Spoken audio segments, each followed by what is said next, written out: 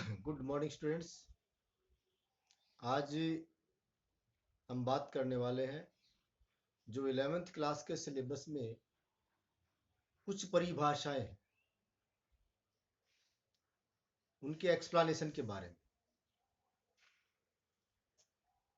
कल मैं लक्षण गीत के बारे में जो पीछे वीडियो बनाया था उसमें लक्षण गीत के बारे में बता चुका हूं।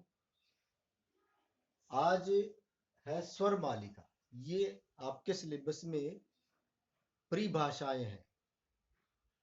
नाद, श्रुति, स्वर, जाति, राग, सप्तक, ठाट, लक्षण गीत, स्वरमालिका, निबद्ध गान, अनिबद्ध गान, ध्रुपद, ख्याल, तराना आदि ये परिभाषाएं।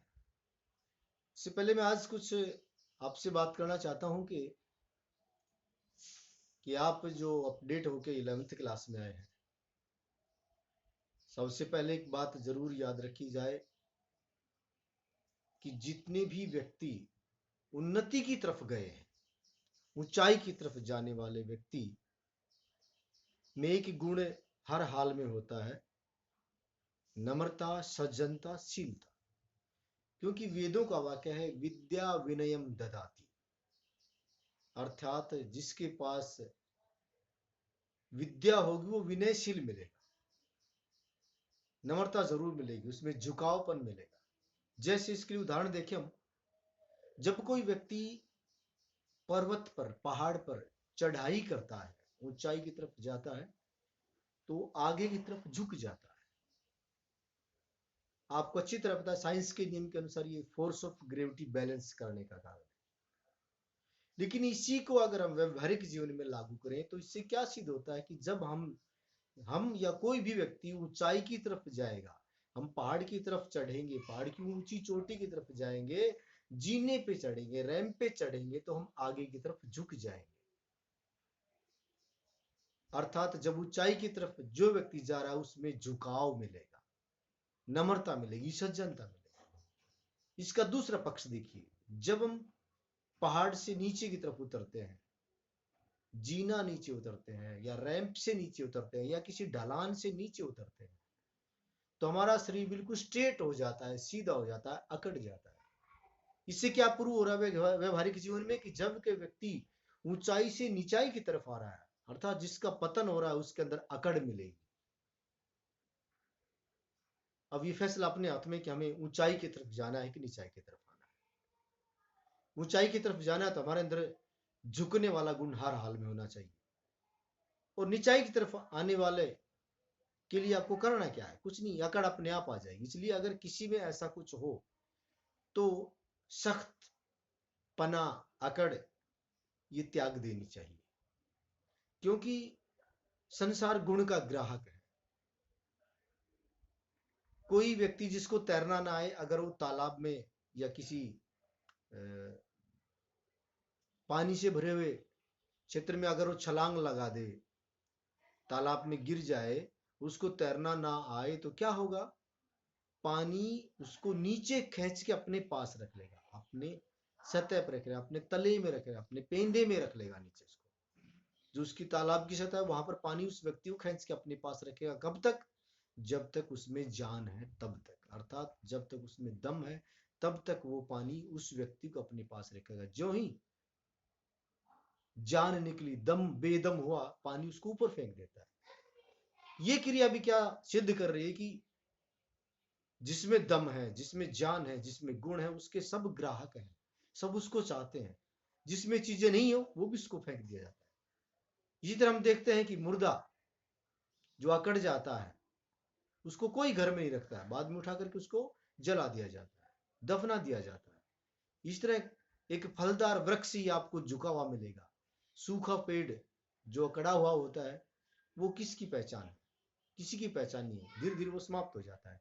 इसलिए जीवन में आगे बढ़ने के लिए हमेशा झुकना भी सीखे, और झुकना भी किसके लिए? माता पिता गुरु के सामने झुकना अति अनिवार्य होना चाहिए।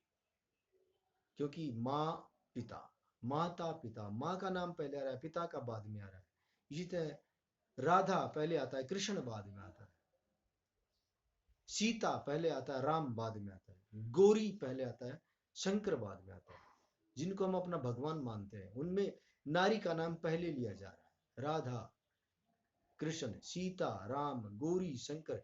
इसी तरह माता पिता बोला जाता है। तो माँ और पिता भगवान के समरूप होते हैं। आप उनको उन्हीं के समान समझिए और झुकने के गुण अपने अंदर पैदा कर लीजिए अगर आगे बढ़ना है तो। आगे बढ़ना नहीं है तो करने की कोई आवश्यकता नहीं है, कुछ नहीं करना पड़ता उसके लिए। लेकिन मानव का जीवन इसलिए कि हम आगे बढ़े, निरंतर प्रयास करें। आज हमारी साइंस बल्ब बना चुकी है, सीएफएल बना चुकी है। अब हमें और आपको जरूरत है कि इससे आगे बढ़े। बल्ब और सीएफएल बनाने की आवश्यकता नहीं। इसलिए ईश्वर ने 3 अवस्थाएं बनाई है, बचपन, जवानी, बुढ़ापा।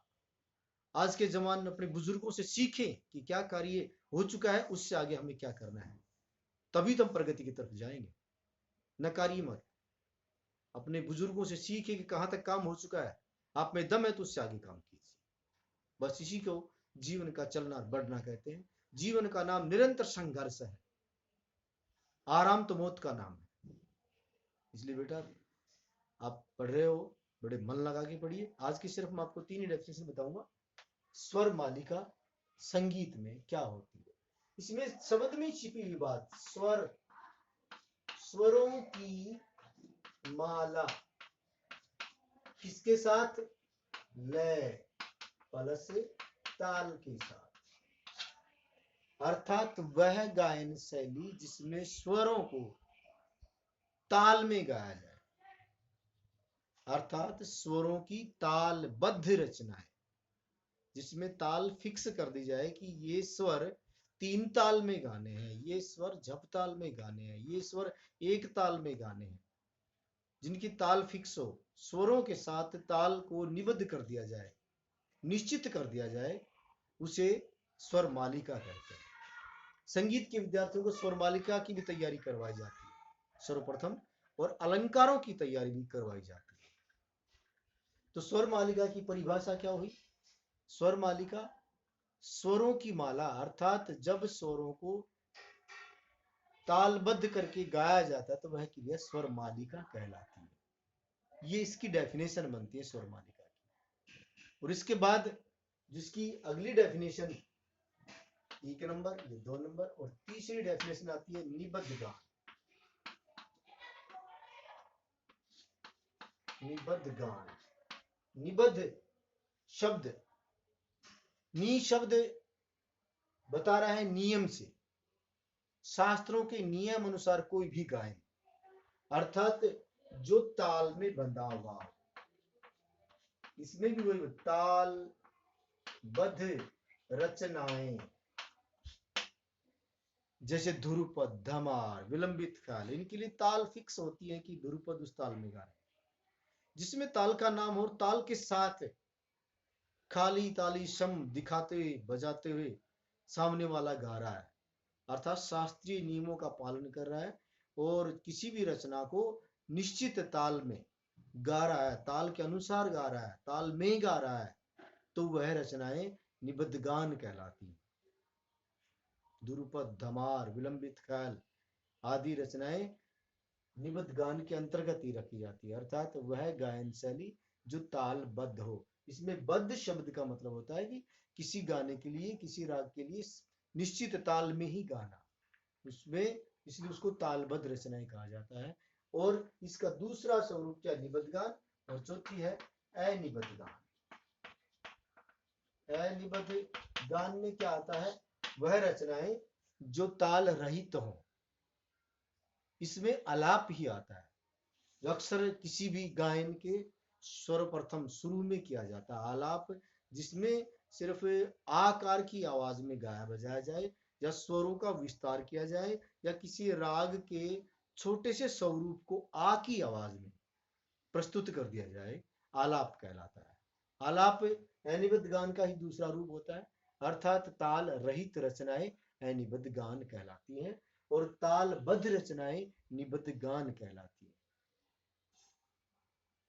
इसमें अनिबद्ध गान में आलाप आता है, जिसमें ताल का प्रयोग नहीं किया जाता और जिसमें जो तालबद्ध रचनाएं होती हैं वो निबद्ध गान के अंतर्गत आती हैं। यही परिभाषा है, ज्यादा लेंथी परिभाषा नहीं है, बहुत छोटी छोटी और अच्छी रोचक परिभाषा है। अगर इसको ध्यान से पढ़ा जाए, ध्यान से वीडियो को भी सुना जाए, सुनने के बाद उसको पढ़ा जाए, तो वो सारी परिभाषाएं अच्छे से याद हो जाती हैं।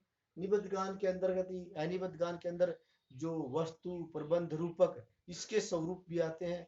पंडित सारंगदेव इस बात को मानते हैं, उन्होंने अपनी ग्रंथ रत्नाकर में भी इनका जिक्र किया हुआ है, इनके बारे में वर्णन किया हुआ है, निबद्ध गान और अनिबद्ध गान के बारे में। आज का इतना ही, धन्यवाद।